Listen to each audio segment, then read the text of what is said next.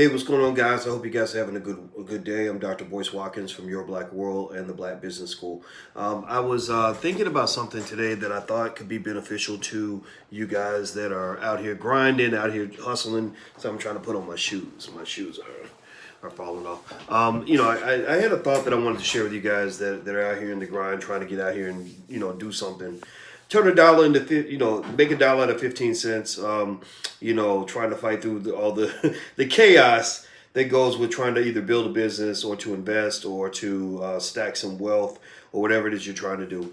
One of the things that I did talk about earlier on drboycetv.com is the fact that, building wealth and investing really is like warfare. And the reason I compared it to warfare is because it's not like clean wealth where you're just getting a paycheck and you save a percentage of your check and your money just grows like that. Business is a little different. With business, you got to spend money to make money. You have to take losses in order to get gains. You got to take 2 steps back to get 3 steps forward. And sometimes you have to operate on faith. It can be very difficult, very stressful for a lot of people. And the reason I compare it to warfare also is because when you go to war, you know that even if you win, you're going to have some hits. Even if you win, you're going to have casualties. Even if you win, you're going to have trauma. You're going to have pain. You're going to have some agony because you're going to see some people, your best homeboys get their heads blown off. And so even winners in a battle are mourning. They're mourning something because they've gone through some pain in order to get there. And so what I thought I would share with you guys is a quick story about one conversation that I had. Hello, Latoya. Good to see you. And Ty, good to see you as well. Here's the thing. I had a conversation with a guy named Tyler Perry a few years ago, and it's the only time we've ever talked. Tyler and I are not buddies, homeboys, nothing like that. We're not friends, but we did have a conversation, and I thought that there was something that was shared during that discussion that I don't think he would mind me sharing that I think would actually help you. The reason we talk is because he called me. My assistant calls me up, one day and says, "Hey, Tyler Perry wants to talk to you." And I was like, "Oh, really? Okay, well then let's talk." So Tyler calls me and he says, "Hey, Dr. Watkins, how you doing?" I said, "Hey, what's going on?" He said, "This is Tyler Perry." And I said, "Oh, wow, this is great. Nice to meet you, brother." And we talked for a minute. And the reason he called was because he seen me talking about something on CNN. There was a big debate on CNN about something, with his films or whatever. And I said, look, I'm not a big fan of Tyler Perry films, but his work is not destructive. It's not like he's trying to destroy people. It's not like he's some rapper telling black people to kill each other. He just has a style of filmmaking that, I'm not necessarily a fan of it, but I don't dislike the guy. In fact, I think his story is one that we can learn from in terms of how to build your own. Tyler really did a good job of building his own. But anyway, I guess he was grateful. I said, well, don't thank me. I mean, I just tell the truth. I could have just as easily said something to piss you off because that's what I do. But but one thing that we talked about was I said, yeah, man, you were in this magazine a couple of days ago as the highest paid person in Hollywood because there was right just maybe 3 days earlier, 2 days earlier, there was a magazine cover that came out that listed him as the highest paid person in all of Hollywood. And I said, how does that feel? How does that feel for them to put you out there like that? And he said, oh, I hate it. And I said, why do you hate it? He said, because nobody wants everybody to know how much money you make, because then then you create enemies that way, right? And the other interesting thing that he said is that people don't know how much money I have to spend to make the money that I make. He said, people don't know about the 2 million I paid this person, the 3 million I had to pay for that, the 4 million I got to pay for this, etc. People just see the amount that comes in. They don't see the amount that goes out. And I know what that means. I know that feeling. When I first became an entrepreneur and I started making money, I didn't tell people how much money I made because they wouldn't understand. A person who doesn't understand entrepreneurship can't understand how you could make, $40,000 a month, for example, or $50,000 a month and be broke. They don't see that, right? But because they don't understand that sometimes to make $40,000 a month, you might have to spend $50,000 a month to do that, right? So you're going 10 grand in the hole every month. Or they don't understand how Uber can make so much money, as much money as they make, and actually be losing money. Uber loses about $1 billion every quarter. Well, that's because business is warfare. In order to receive, you must give. And business owners get a lot of flack. They get attacked. It's like, oh, you're just a bunch of rich people exploiting people. But what people don't understand is that investment is a huge sacrifice. It is a huge sacrifice to give up. First of all, as an entrepreneur, you're giving up your weekends, all your free time. You're giving up your evenings when everybody else is chilling and watching a movie after work. You going in the office trying to get your business off the ground. You're giving up all your extra money. Any extra money that you have is being poured into this business. And then on top of that, it may not be enough money. You may have to go in debt in order to fund the business. Not everybody's about that life. Not everybody's ready for that. Now, everybody wants to be a part of it when the business succeeds. When you start making money, or like Tyler, he's on the cover of a magazine now. Everybody's like, oh, everybody wants to get connected to that. Everybody wants a piece. Everybody wants a job. But nobody really wanted a piece of Tyler Perry when Tyler Perry was giving up everything he had to get his dream off the ground. Nobody wanted a piece of that, right? But everybody wants a piece of the prosperity, but nobody wants a piece of the pain.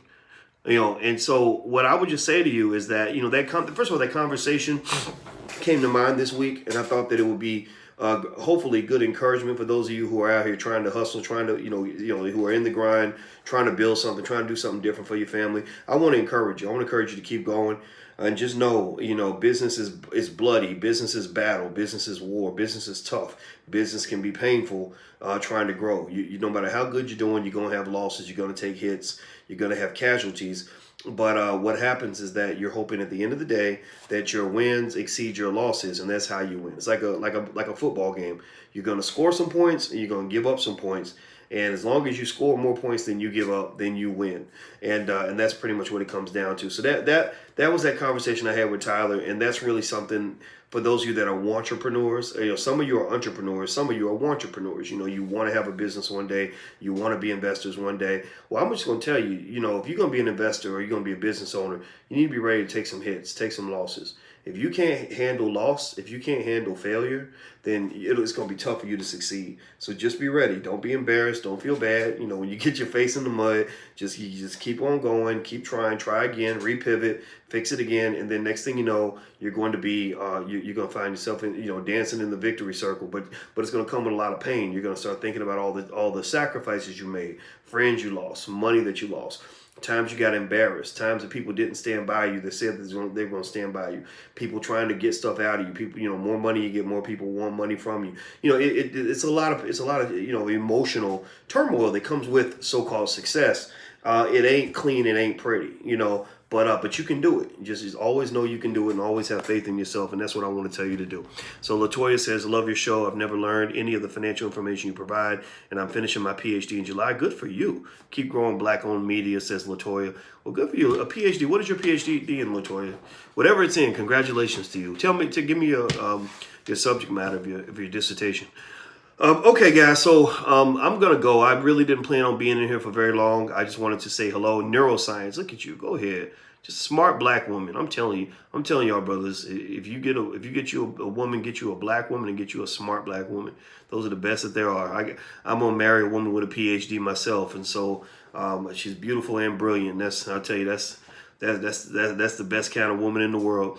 But anyway, go ahead. Please hit that thumbs up button. If you haven't hit the thumbs up button, please do that. Also, please share, subscribe, all that stuff. Some of you are watching from the Black Financial Channel. If you aren't watching from the Black Financial Channel, please subscribe at theblackfinancialchannel.com, theblackfinancialchannel.com. Also, everybody on the channel, I want you all to be stock investors because the market's real. There's a lot of money being made in the market right now. We have a free training from the Black Business School, sponsored by the Black Business School, on how to buy your first share of stock. So if you want to access that free training, just go to blackmoney100blackmoney100.com, and you can get your free training on how to invest in the stock market. Also, don't forget, I'll be in New Orleans the weekend of June 28th, so you can go to drboyceneworleans.com to learn about that conference. It's a 2-day conference. It's very private, very exclusive, but a lot of experts will be there, so it's going to be great. And also, if you want to come see me in Chicago, where I'll do my investment seminar in Chicago, that's for 1 day, so the price point's lower. You can go to drboycechicago.com. That's drboycechicago.com. And of course, last but not least, the All Black National Convention is happening the weekend of September 27th. We lined up a lot of our speakers and panelists, and everything else is going to be great. It's going to be in Houston. It's a great big family reunion. So if you want to know more about that, go to allblacknationalconvention.com. That's allblacknationalconvention.com. So I see Latoya's getting all kinds of love and encouragement in there. So yeah, go ahead and clap for that, sister. Y'all need to to clap for smart black people. We out here clapping for these ignorant mugs on these hip hop videos. No disrespect to rappers, but some of y'all rappers just need to stop. You know, for real, seriously. The Migos, I saw the Migos on a Mountain Dew commercial riding big wheels. I don't understand why grown ass black men are riding big wheels. That's childish. Like your big wheels are for 4-year-olds. Like they're not for grown men. They were literally riding big wheels or tricycles or whatever they were. And I just, that just bothers me because all throughout our history, they've always wanted to keep the black man as a little child. And they like that. They like to see black men as children. And I resent all of that. It bothers me. So clap for the smart black people. Don't be clapping for the coonery because we got too much of that out here. So what's the website again, Priscilla? It's blackmoney100.com, blackmoney100.com. So you can get started. You'll love the video. It's excellent. I lay it all out there. You will be a stock investor by tonight or within an hour. You'll be buying stock, and I'm telling you that will make a huge difference for your family. If you just bought a couple shares of stock every week and did that until the day you died and just didn't sell anything, your children and grandchildren could very easily be millionaires, and they certainly wouldn't have any financial problems. So it's like buying little pieces of land. It's like buying a little square foot of land every time you get a paycheck. If somebody had done that for you starting back in the 1950s, your family would be wealthy right now. So that's why I'm pushing this to the black community. So I hope you guys will go and invest for your family. That's how you win in America. So I'm out here, guys. Take care. Have a good day, and I'll see you soon. Be good. Peace.